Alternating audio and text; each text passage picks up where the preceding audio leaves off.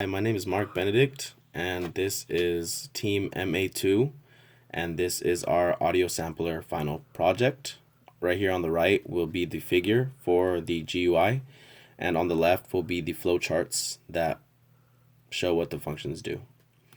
So for part one, if you press this load push button right here, the UI get file function will automatically run and be able to access the user's files to select whatever file the user wants to load into the load button.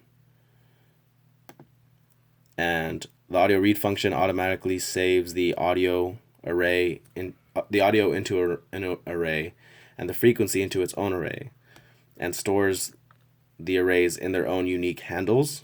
And when you press the sample button, push button, it will plot the waveform of that sample based on whatever waveform type is displayed here, and will also play the sound.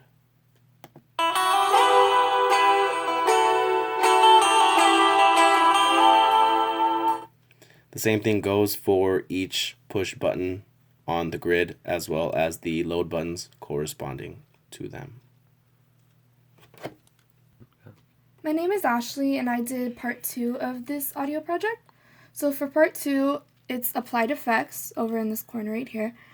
And so what you want to do, since your samples are already loaded, you just go to the drop-down menu and select which audio file you want to mess with, so 1, and then you press whatever effect you want to apply to it, so like reverse.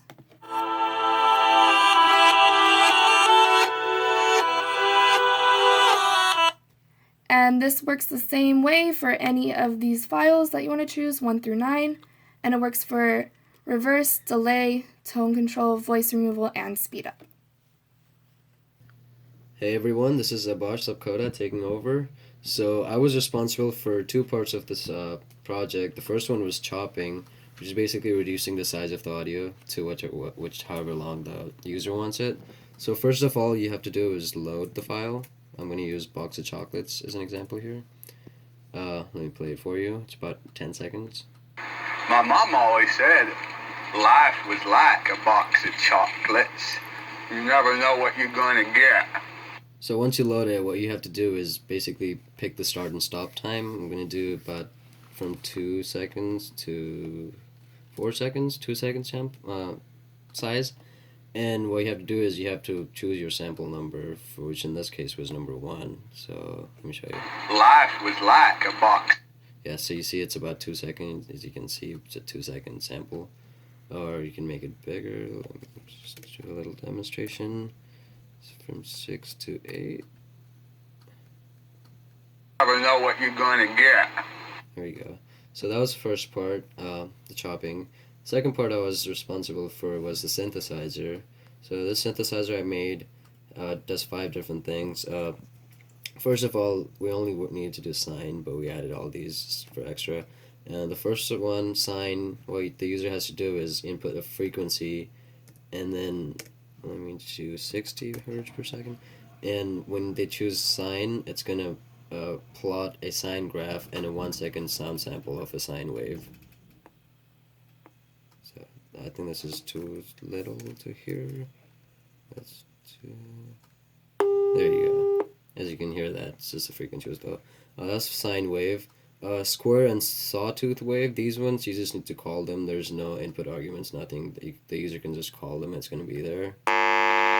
So that's square, and then that's sawtooth.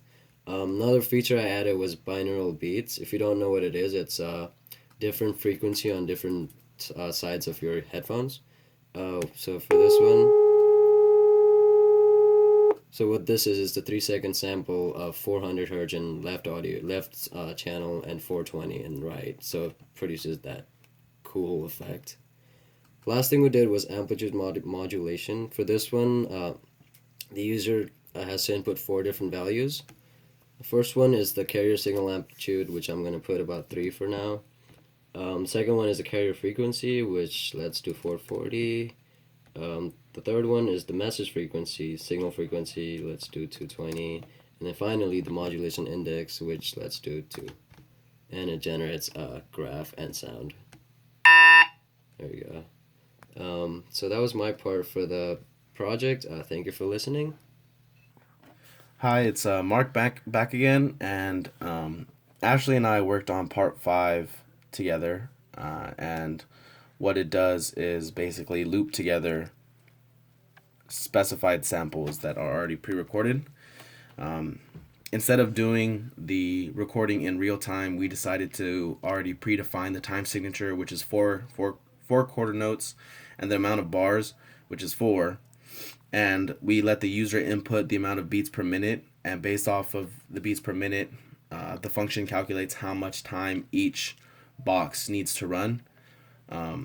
Each box is a half bar, or 2 quarter notes, or 2 beats, and that's what is here on the right. Also, the user needs to enter the beats per minute first and then choose the samples on the right, and this all assumes that the samples have already been loaded into the buttons. So also the loop will run once it goes through all the 4 bars, it will loop back to the original first bar and play through again. And if the user wants to stop the loop at any time, the user just presses stop. So here I'm going to play the 1.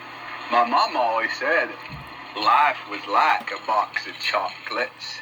You never know what you're going to get. And I'm going to load a sample into here. I'm going to load tenor sax into 2. And I'm going to change 1 into a shorter sample. We will put pop guitar.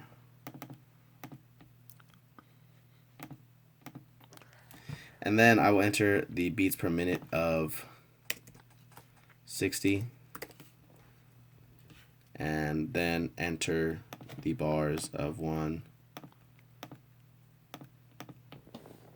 2, and then 1, and then 2, and then 1, 2, and I'm going to repeat that into each bar.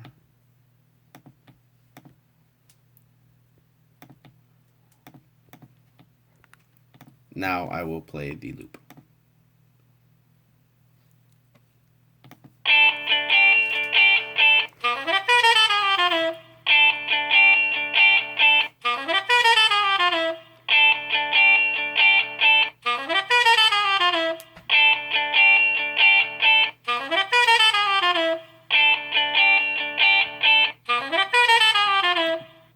And so I stopped it after the first loop already went through and the second loop was about to go into the second bar.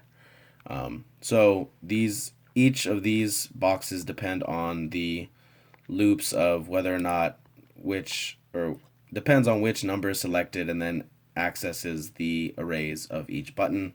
And the same thing goes with play. It accesses what samples are in these boxes and plays those accordingly.